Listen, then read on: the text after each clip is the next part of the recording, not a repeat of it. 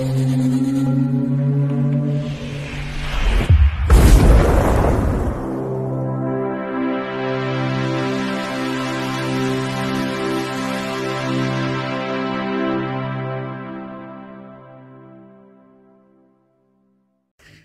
Bayek, it's me Ian, and in today's video we're continuing our look at classic Doctor Who, that is, the third and fourth Doctors. This is the golden age of Doctor Who. Brilliant, absolutely brilliant on so many of these stories. And this is Planet of the Daleks from 1973. This is from the 10th season. It's the fourth story, and it's 6 episodes. It's a bit of an epic. Yes, a bit of an epic. Now, previously, we'd had Frontier in Space, which this continues straight after the events of Frontier in Space. And then the next one after this is the Green Death. Oh, yeah, the Green Death. What a story. Sadly, it's Joe's last story as well. Oh, I know it's very sad, but anyhow, let's not be sad. We'll talk about this one. Now, this was transmitted on the 7th of April to the 12th of May, 1973. And the big headline is, it's written by Terry Nation. Oh, yes, the creator of the Daleks. Here he is doing a Doctor Who Dalek story. Yeah, he'd been doing all sorts of other things, and here he is back doing a Dalek story. Isn't it fantastic? Now, this is directed by David Maloney, and wow, this guy as a director did some real wonderful things. He directed The Mind Robber, 1968. The Crotons, 1968 to 69, and the epic 10-parter, The War Games, 1969, second Doctor story. He also, here we go, did Genesis of the Daleks, 1975, the one with the introduction of Davros, considered by many to be one of the great Doctor Who stories of all time. It is brilliant. Absolutely brilliant story, you know, it really is. Then he did Planet of Evil, 1975. And here we are again. He did The Deadly Assassin. Wow, 1976.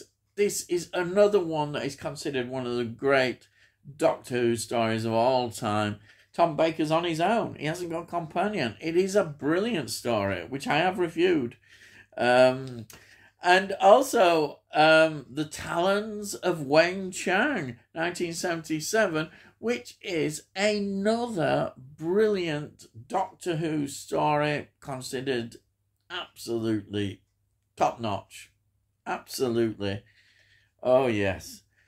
So that's what a great director. And also, I think, just a mention of his direction. This has on location, not a great deal. It's at the beginning, it's the usual beach fields quarry. You know, they always do that for the Planet bit. That's in Red Hills, Surrey.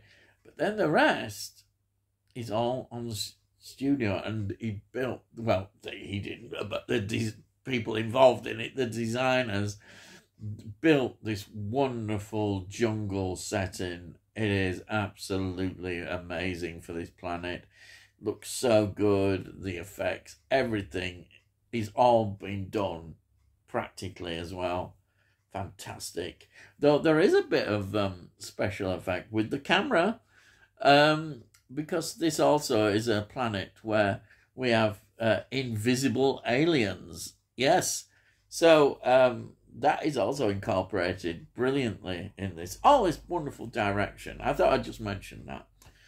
Now, the script editor is Terence Dix, of course. Legend. He was wonderful. Great contributor to Doctor Who in all areas. And it's produced by the wonderful Barry Letts, who really was just fantastic. Absolutely. So let's get into the cast. We've got John Pertwee, who plays the third Doctor. Then we've got Katie Manning as the wonderful Jo Grant. And then we've got a name that has popped up before, Prentice Hancock, who plays Weber. He was in Spearhead from Space, 1970. He was in Planet of Evil, 1975. And also the Reboss Operation, 1978, Keith Time series, which I reviewed not that long ago. Then we've got Bernard Horsfall, who plays Taran. Well, he was in the films Crossplot, 1969, and Vanity Fair, 2004, Elizabeth, The Golden Age, 2007, and The Ghostwriter, 2010, Polanski directed film. But he was just in a lot of TV stuff as well. Wonderful. Then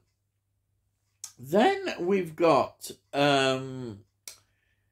Jane Howe, who plays Reba. She was in AKA 2002. She was in A Good Woman, 2004. And Miss Potter, 2006, which is Beatrix Potter biop. In that one. And then we have Hilary Minster, who plays Marat. Now, he was in A Bridge Too Far, wow, 1977. He was in Godsend, 1980. He was in Cry Freedom, 1987, which of course was directed by Richard Attenborough, who also directed A Bridge Too Far. And then he was in The Girl in a Swing, 1988, which is a horror film, yes. So those are the main actors in this story. So what is this story about? As it follows on the events of the Frontier in Space. And the Doctor is wounded. We see him wounded, and Jo is in the TARDIS. She's wondering what to do. Now, the Time Lords have controlled the TARDIS and sent it to this planet because he sent out a distress signal. So Jo wants to get help, and she decides to go outside and get help. And of course, when she's outside, she comes across some Thals. Yes, the Thals are on this planet. Now, the Thals, as you know, are the enemies of the Daleks. And we go right back to the story about the Thals and the Daleks. Remembering the very first Dalek story. So we've got a big reference there. They're here on this planet. This planet is called Spyridon. Now, the aliens, they're not aliens on that planet. They're the people who are indigenous to the planet, are invisible. And the Daleks now have set up a base on this planet. That's why the Thals have come, because the Daleks want to be invisible. They're doing the research on this planet to try and get so they can be invisible. Imagine how invincible they could be then. Yes, this is all part of the Daleks, as usual, up to their tricks. And this time, the Thals are there to try and stop it. So Jo gets their help, and the story develops from that, and we get a wonderful, epic story, as I say. The cast is brilliant. I think they all perform well. And also the look of this story is excellent. And that is out to say they've managed to build this wonderful set, this wonderful jungle set. It's just amazing. I think it's great.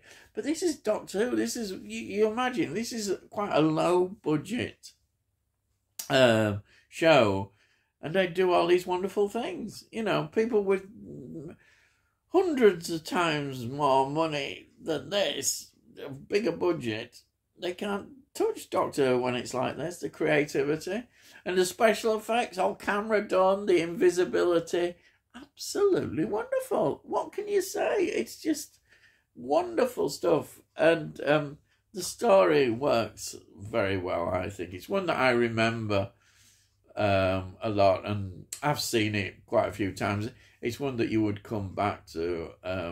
It's got a lot of great ingredients in this story. And I like the idea of the invisible aliens as well, and the Daleks wanting to be invisible. It's a great concept. And of course, this is a Terry Nation story as well. That's why I think some people have kind of criticised it, but I think it's a bit of a lame criticism, really, saying, well, really, it's trying to rehash the first story when we met the Daleks. That's only because the dolls are there. But I don't, it doesn't matter, does it? I don't think it holds true at all. This is a great story. It's one that you can just enjoy. And six episodes go by so quickly. And everybody performs well. As I say, the actors. And the story is well paced, the story. And I love it. I think it's a very popular story. Now, a few interesting things here is that this was only originally they couldn't find, you know, when they wanted to transmit it again, episode 3 in colour. They only had the black and white episode. So they were given permission within the archive to colourize it.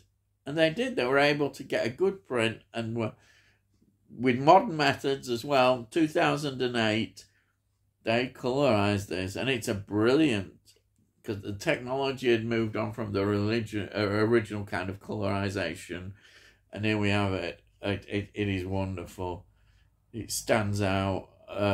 Well, it doesn't. That's the thing. Actually, when I say it stands out that compared with some previous attempts at colorization, because our technology has moved on. But it just fits in the story so well, you wouldn't notice. You wouldn't notice at all that it had been colorized. Wonderful. I'm really pleased to have this in my collection. Before I go, we'll just... I just mentioned this as well.